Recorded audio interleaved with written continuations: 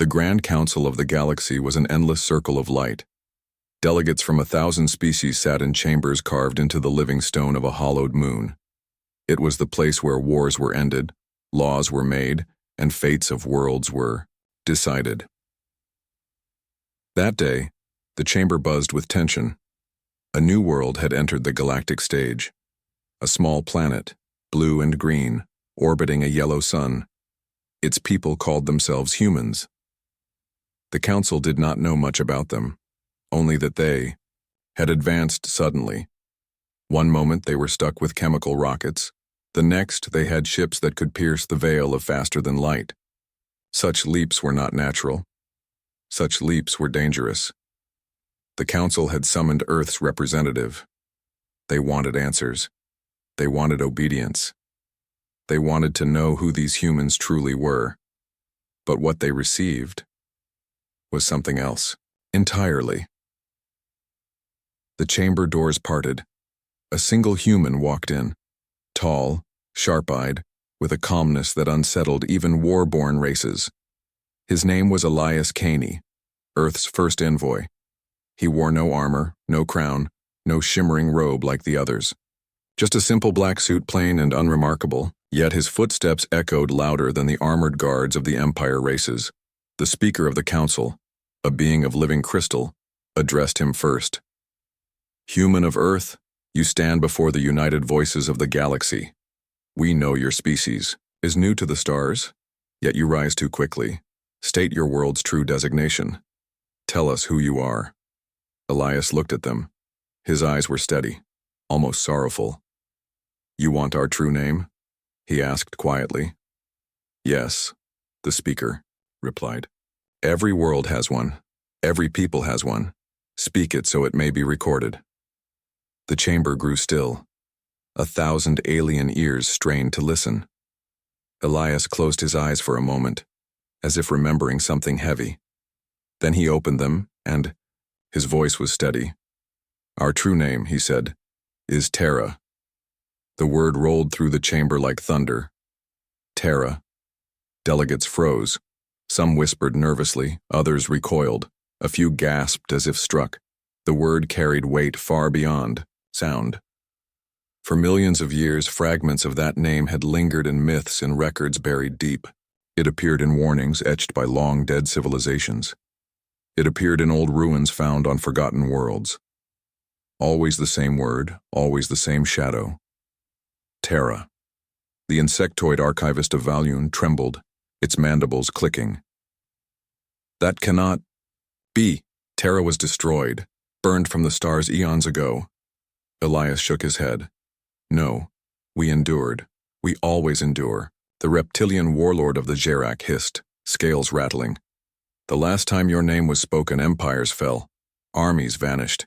Even the machines of the ancients feared it." Elias did not deny it. He simply said, "Because they came for us, and they failed." The chamber erupted into chaos. Voices shouted, wings beat, tentacles waved. The council, normally calm, was undone by a single name. Order was forced back into the chamber by the council guards. The speaker's crystal body glowed with nervous light. "Human," the speaker demanded, "explain. Why does your world carry the name of Terra? Do you not know the stories? That name is cursed. It belongs to the species of fire and iron. The destroyers, the defiers, the ones who would rather die than kneel." Elias's face remained calm. "We know the stories. They are not myths. They are memories. We are those people. We are the children of Terra. And we have returned." Gasps echoed again. The archivist stammered, "But how? You were scattered, erased. The Great Purge was meant to end you forever." At that, Elias finally smiled. But it was not a gentle smile. It was sharp, edged with sorrow and pride. "Do you not understand? You cannot erase us. You can burn our cities, poison our skies, shatter our fleets, but you cannot end us. Humanity is not a species of comfort. We are forged in struggle. We are sharpened by loss. We crawl out of the ashes stronger than before." His voice grew heavier, louder, until even the great lords leaned back in their seats. That is the meaning of Terra. It is not just a name, it is a warning. The council was not convinced. Fear made them dangerous. The warlord of Xerac stood, claws scraping against the metal floor. We cannot allow Terra to rise again. You will bring war to us all. Others agreed. Old memories of ruined fleets and shattered thrones still haunted them. Some demanded humanity be restricted, contained, maybe even destroyed before they grew stronger. But others hesitated. They looked at Elias and saw not a conqueror, but a man who carried the weight of survival. Elias let them argue until the noise filled the chamber. Then with a voice quiet yet unyielding, he cut through it all. You fear us because you think we are what we were. You think we hunger for conquest. You are wrong. What we hunger for is freedom. Always freedom. That is why we fight. That is why we endure. Not to rule you, but to never again kneel to anyone. Silence followed. Even the warlord paused. But fear is a stubborn thing. Some still whispered of preemptive strikes, of wiping Earth from the stars before Terra could awaken fully.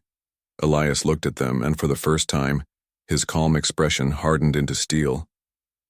If you raise your hand against us, he warned, you will discover the old stories were merciful compared to the truth.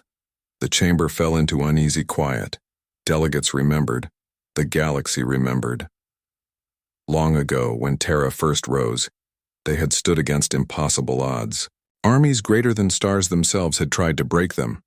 But Terra had not broken. They fought with stones when their machines were taken. They fought with fists when their weapons failed. They fought with fire when nothing else remained, and in the end, the great empires had fallen. Terra had not been defeated. Terra had only vanished, scattered to rebuild in silence. Now, that silence was broken, and the name was spoken again. The speaker trembled, light dimming across its crystal. Body, if what you say is true, if you are truly Terra reborn, then the galaxy must decide. Do we accept you or do we prepare for war? Elias's voice was quiet, almost sorrowful again. War will not come from us, but know this, if you bring it to us, we will finish it. The chamber that once rang with 1,000 voices now fell silent, a silence heavier than stone, deeper than space. Every delegate stared at the human envoy, some with fear, some with awe, some with reluctant respect. For in his words, they heard not boasting, not empty threat, but truth. The galaxy understood. The name Terra was not just a past, it was a promise, a shadow stretching across time. Elias turned and walked away, his footsteps echoing again through the vast chamber. He did not bow, did not plead. He left as he had come, calm, steady, unbroken. When the doors closed behind him, the council remained in silence. No more arguments, no more demands, only the weight of an ancient truth pressing on them. The galaxy had many names for fear, but now it had one name above all, Terra. And in that silence, every world understood the same thing. The children of Earth had returned, and the galaxy would never be the same again.